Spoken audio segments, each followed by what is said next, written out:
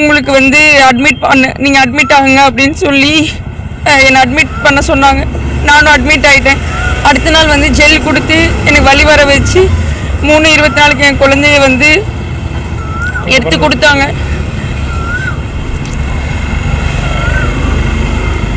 எடுத்து கொடுத்து 6 மணிக்கு வந்து வார்டில் எனக்கு கொடுத்தாங்க. கொடுத்துட்டு அடுத்த நாள் காலையில் 7 மணி வரைக்கும் வந்து எந்த டியூட்டி டாக்டரோ நர்ஸோ வந்து பார்க்கவே இல்லை. நாங்கள் வந்து போய் ஒவ்வொரு டைமும் நர்ஸை கூப்பிட்டு வந்து குழந்தைக்கு பால் வந்து எனக்கு பால் வராதனால வந்து குழந்தைய வந்து பால் கொடுங்க எப்படின்னு கேட்டதுக்கு பால் பவுடர் எழுதி கொடுத்து நர்ஸு வந்து கொடுத்தாங்க. டியூட்டி டாக்டர் வர சொல்லுங்க அப்படின்றதுக்கு இதுக்கெல்லாம் டாக்டர் வரமாட்டாங்க, நான் தான் வருவேன்னு அந்த நர்ஸு வந்து ரொம்ப ஹார்ஷாக வந்து பேசி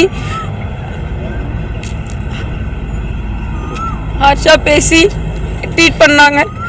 அதுக்கப்புறம் 7 மணிக்கு குழந்தை ஒரு மாதிரி அனுத்துற மாதிரி இருக்குன்னு திருப்பி நாங்கள் போய் நர்ஸை சொன்னதுக்கு அதுக்கப்புறம் NICUவில் பார்த்ததுக்கு என்ன பண்ணி வச்சுருக்கீங்க குழந்தைய அப்படின்னு வந்து எங்ககிட்ட கேட்குறாங்க. டியூட்டி டாக்டரோ நர்ஸோ வந்து எதையுமே பார்க்கல. 36 வாரத்தில் பிறந்த குழந்தைய எங்கள் கையில் கொடுத்தது மட்டும் இல்லாமல் வந்து எந்த ஒரு மானிட்டரும் பண்ணாமல் குழந்தையவே இல்லாமல் பண்ணிட்டாங்க. இப்போ சொல்லப்போனால் கொண்டுட்டாங்கன்னு தான் சொல்லணும். இது முழுக்க அந்த ஜெனட் ஹாஸ்பிட்டலோட மெடிக்கல் நெக்லிஜென்ஸ் தான்.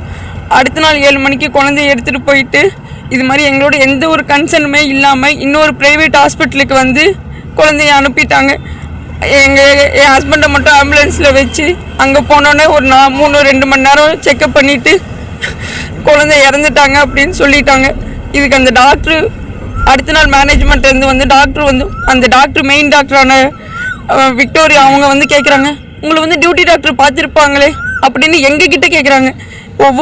ஒவ்வொரு இதுவும் இது பண்ணி உனக்கு ஏஜ் இருக்கிறதியா, நீ இன்னொரு குழந்தை பெற்றுக்கலாம் விடு அப்படின்னு சொல்லிட்டு போகிறாங்க. எனக்கு என்ன பண்ணுறதுன்னு தெரியல. என் குழந்தைக்கு இப்போ உள்ள என்ன நிலமா இருக்கணும். இது இந்த ஹாஸ்பிட்டலோட முழுக்க கவனக்குறைவால் தான் என் கண்ணுக்குள்ள வச்சு காப்பாற்றணும். ஒவ்வொரு சாப்பாடு நாங்கள் சாப்பிட்டு பார்த்து கெட்டு முடியாது டெஸ்ட் பண்ணி எங்கள் குழந்தைக்கு கொடுத்தோம். கடைசியில் இவங்க ஜனதாஸ்ல ஒரு பொண்ணையை குழந்தைகளே கொண்டுட்டாங்க. யாருமே ஜனதாஸ்பத்திரிக்கு போயிடாதீங்க. எங்களுக்கு வந்து நிலைமை எதிர்க்க கூட வரக்கூடாது, உலகத்துல யாருக்குமே வரக்கூடாது.